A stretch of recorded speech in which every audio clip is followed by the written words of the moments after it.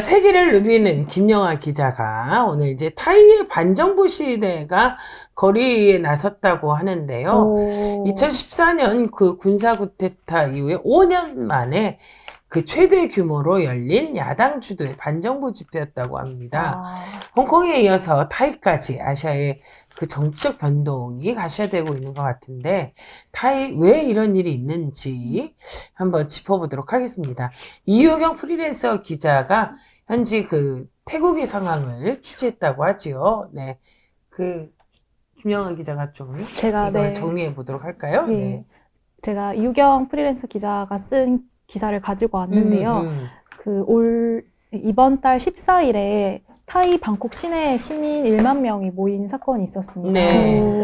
일단 이 사건을 설명을 드리기 위해서 타이가 지금 마주하고 있는 정치적 상황을 좀 더 네. 간단하게 설명을 드려야 될 것 같은데, 현재 타이 정부는 군부 정권 2기를 맞닥뜨리고 있습니다. 네. 2014년 5월에 군사 쿠데타를 일으켜서 프라우윳 총리가 집권을 했는데요. 근데 지금 그 사람이 다시 권력의 중심에 서게 된 것이 올해 3월, 그러니까 총선을 거쳐서 집권 연장에 성공을 한 네, 것입니다. 2019년 3월에. 네네. 그래서 그때 당시에 이제 군부가 모두 지명한 상원 250명의 압도적인 지지를 받아서 집권 연장을 가능하게 했었는데요.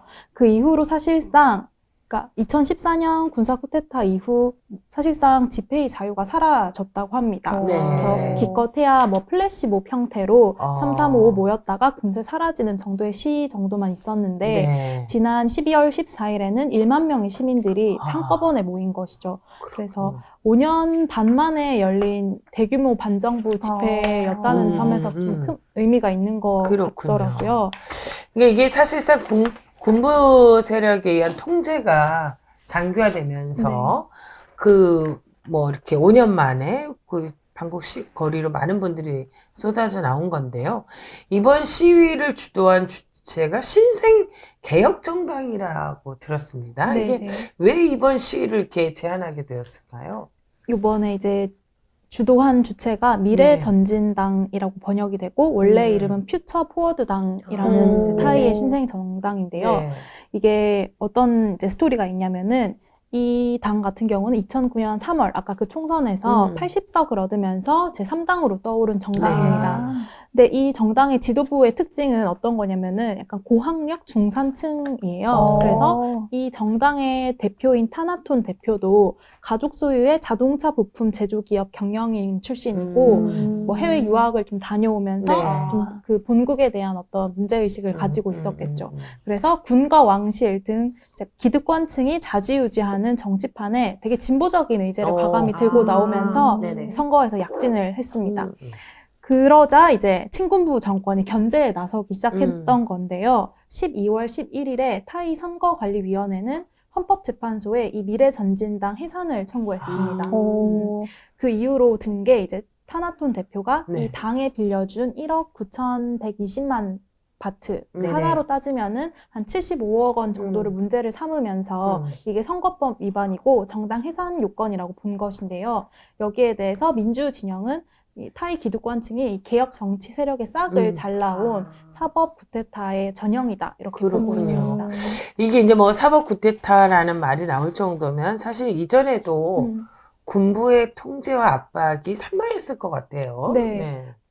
그래도 나오긴 하지만 사실 이번 사건은 이게 되게 연장선상에 있는 하나의 사건일 뿐이고 이전에도 비슷한 사건들이 굉장히 빈번하게 많았거든요. 그랬을 것 같아요. 그래서 2007년에 그 군정이 임명한 판사들로 구성된 헌법재판소가 선거법 위반 혐의로 탁신계 정당이었던 타이락 타이당을 해산시킨 전례가 있었습니다. 이 탁신이라는 사람은 2006년에 군사 쿠데타로 쫓겨난 총리인데요. 그때 이제 당의 주요 인사 111명이 5년간 정치 활동이 이제 금지당하는 그런 결과를 낳았던 사건이고요. 탁신 총리가 뭐 워낙에 유명하잖아요. 사실 탁신 총리가 태국에 있을 당시에 그러니까 태국이 동남아 국가들 중에서는 그래도 정치적 자유도가 되게 높았던 시절인데 참 이렇게 한 10년의 세월 만에 굉장히 나라의 정치 상황이 바뀌는 것도 특히 이제 그 군정이 임명한 판사들로 헌법재판소가 구성되다 보니까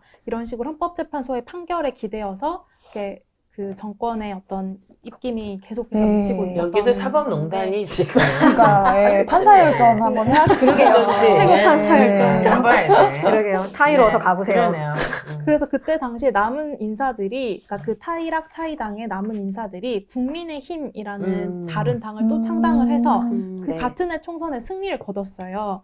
그래서 그 사막 총리라는 사람이 또 이제 집권을 하게 되는데 네. 또 그때는 이제 헌법재판소가 어떤 얘기를 했었냐면은 텔레비전 요리 프로그램에 출연해서 받은 출연료가 헌법에서 규정한 공직자 겸직 금지를 위반했다면서 사퇴 결정을 내리기도 했습니다. 그래서 이후에 국민의힘 이 당은 해산 명령이 내려. 어떻게든 끌어내리고 어떻게든 해산시키려고 아니 아주 요리 그냥 프로그램에서 뭐 얼마를 받았길래 대체 마음만 먹으면 이제 다 얼마나 된다는 받았거나 거지. 중요하지 않았을 거예요. 그렇지. 네, 걸고 결과에 넘어지는 걸고 거죠. 넘어지는.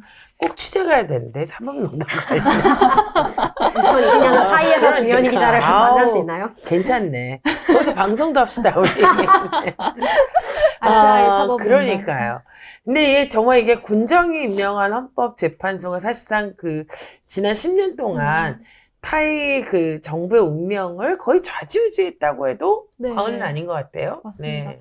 그래서 2009년부터 사실 사람들이 좀 이런 정당한 총선을 요구하는 네. 사람들이 이제 거리에 나와서 얘기를 하기도 했는데, 그때 당시에 빨간색 티셔츠를 입고 거리에 나와서 이제 레드 셔츠 운동이라고 불렸어요. 맞아요. 네. 예. 근데 그때 당시에 이제 또 군대 유혈 진압이 있었고요. 그래서 지금 이 미래전진당의 운명도 헌법재판소의 손에 달려 있는 상황인데요. 네. 이 타나톤 대표가 지난 12월 2일 타이 외신기자 클럽 토론회에서 어떻게 얘기를 했냐면은, 지금 이 미래전진당이 직면한 소송 건수가 총 28건이다. 우리 당을 해산시키려는 시도를 직시하고 있다. 이렇게 그렇죠. 말하기도 했습니다. 소송 주체들이 되게 다양했어요. 경찰, 검찰, 헌법재판소, 선관위, 집권연정, 우익인사. 세상에. 정말 이렇게 약간 집중 공격을 그러니까 받고 있는. 전방위적으로 선동하는 정말 거 아니에요, 진짜? 네. 그 받고 싹을 있더라고요. 자르겠다라는 네. 얘기네요. 이 소송 건수가 28건이라는 것은 어떻게 보면 이제 미래전진당을 의도적으로 겨냥했다고 해도 과언이 아닐 것. 어떻게 28건을 한 정당이 그러니까요, 이렇게 작정한 몰아서 거죠. 하겠어요. 네. 그 주로 어떤 혐의로 이제 소송을 제기했는지 그래도 한번 분석해 볼 필요는 있을 것 같아요. 이제 소송 건수가 되게 여러 개인데 좀 이상한 게 많았던 것 같아요. 그러니까 대표적인 사례가 어떤 게 원래 있냐면은 이상해야 돼. 그래야지 사람이 요리 프로 출연보다 이상한가요? 좀더 이상합니다. 그 타나톤 대표가 페이스북 라이브 방송을 한 것을 문제를 삼은 경우가 있었는데요. 2018년 6월에 타나톤 대표와 지도부 2명이 페이스북 라이브 방송을 켜서 금요일을 시민들에게 돌려주자라며 프라윷 총리, 그러니까 현 총리를 비판하는 말을 네. 했었는데요. 이 행위가 이제 컴퓨터 범죄법 위반 혐의로 고발을 당했습니다. 그래서 이 사건에 대해서 만약에 유죄 판결을 받게 되면은 타나톤 대표는 최소 5년형에 처해지고 당도 해산해야 되는 상황이라고 합니다. 이 네, 컴퓨터 그렇군요. 범죄법이 엄청나는 그러게요. 엄한 처벌이네요. 최소 그러니까요. 5년형. 네. 그래서 어쨌든 정치적인 자유가 굉장히 지금 핍박을 받고 있는 예. 것 같은데, 한 우익 변호사도 미래전진당을 선동죄로 고발했습니다. 그 이유가 정말 당황스러운데, 그 미래전진당이 왕실 전복 음모를 꾸미고 있다는 그게 근거였고, 네. 그 이유가 이제 미래전진당의 로고가 일루미나티의 마크와 유사하다는 근거를 들었습니다. 네. 이 일루미나티라고 하면은 많은 분들이 아시겠지만, 그러니까 되게 음모론. 네, 맞아요. 네. 이거 그 다빈치 코드에 나오는 거 아니에요? 되게 오래된 비밀 네. 결사체이고 수천 년 된 조직인데. 재밌는데요? 공산주의자 정치인들이다, 이 사람들은. 그리고 해외 유학파, 국자학파들이 지금 타이의 왕실 전복 음모를 꾸민다고 비난을 지금 받고 있는 상황이라고 답답하고 합니다. 황당하겠어요. 이 타나톤 대표라는 네, 분이. 근데 사실 이제 우리가 이렇게 참나. 떨어져 있으면서 보기에는 웃음이 나오고 그렇지만 사실 우리도 옛날 일을 되돌아보면 네. 검정고무신 2 나오나요? 세상이나 이런 사람들이 보면 우스운 꼴이죠. 네. 지금 그래요, 생각도 맞아요. 그렇고. 그 저희 저번에 김영민 네. PD님이 나오셔서 피카소 방공법 얘기해 주셨잖아요. 그러니까요. 그 피카소가 뭐 공산주의자라 가지고 네. 피카소 그 크레파스 만들던 네. 거기 대표 기소하고 뭐 이랬다고. 그렇죠. 네. 진짜 비슷하네요, 지금. 그러니까 비슷해요. 다 우리도 네. 그런 과정이 있었기 근데 그래요. 그 사회에 지금 사는 웃지만 사람들은 얼마나 숨이 막히겠어요. 그러니까요. 이렇게 네. 얼토당토 않는 걸로. 그러니 지금 시위 참여하신 분들은 어떤가요, 지금? 지금 그 12월 14일에 어쨌든 대규모 집회가 일어나면서 어쨌든 언론과 지금 세계에 관심이 가고 있는 상황인데 네. 그 이후에 태국 경찰이 타나톤 대표를 소환을 했습니다. 이제 네. 공공집회법을 위반을 했다는 이유를 들었는데요. 일단 뭐 그런 이유 같은 경우는 뭐 사전 집회 허가를 신청하지 않았고 당국의 네. 허가 없이 확성기를 사용했다는 등의 이런 이유가 있었습니다. 그렇군요. 그렇지만 타나톤 대표는 내가 갈 걸 확성기도 필요 없는 아, 안 쓰고 가야겠어요, 우리 타이. 진짜 지금 우리 타이에서 해야 돼요. 부르고 지금. 있는 것 같아요. 그래야지. 시사인스를 부르고 있는 것 같아요.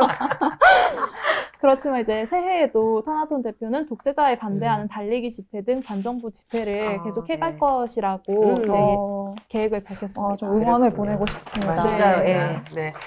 이 타이의 정치적 상황이 정말 요란하게 격동을 치고 있는데요. 시위에 나온 한 참가자는 불의가 법의 허울을 잇고 우리 앞에 서면 저항은 의무가 된다라는 피켓을 들고 있었다고 합니다. 정말 이렇게 우리가 많이 생각해 봐야 될 문제인 것 같은데요. 타이에서 5년 만에 다시 이 싹트기 시작한 민주주의에 대한 열망, 어떻게 이어질지 계속 관심을 갖고 함께 해야 될 것 같습니다. 우리도 아까 이야기한 것처럼 이런 시간들, 이런 시절들이 있었는데요.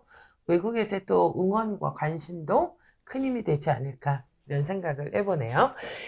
제가 오늘 감기가 걸려서 사실 목 상태가 좋지 않은데 이렇게 방송을 했습니다. 여러분들께서도 이 한겨울에 건강을 잘 챙기시면서 또 이 방송 즐겁게 네. 들으시면 좋을 이게 것 같네요. 저희 혹시 올해 마지막 방송인가요? 저희가 지금 이게 녹화는 12월 30일 월요일에 하고 있는데 이거를 이렇게 보시거나 뭐 청취하시는 분들은 해가 넘어가서 2020년에 이제 들으시게 될 새해 거예요. 인사를 드려야 네네네, 돼요. 그렇죠. 그렇군요. 그래요. 12월 30일 날 새해 인사 드리도록 하겠습니다. 갑자기 네. 해가 바뀌어서 그러게요. 완쾌하셨네요. 10년 맞이. 네. 새해에는요, 더 희망을 품고 또 새로운 꿈을 키우시는 여러분들이 되셨으면 좋겠고요. 시사인과 함께 생각도 마음도 쑥쑥 커나가시길 바랍니다. 새해 여러분, 새로운 각오로 시사인 구독, 좋아요, 알람 꼭꼭꼭 함께 해주시기 바랍니다. 새해 복 많이 받으세요. 새해 복 많이 받으세요. 고맙습니다. 큰절에 큰절. 감사합니다.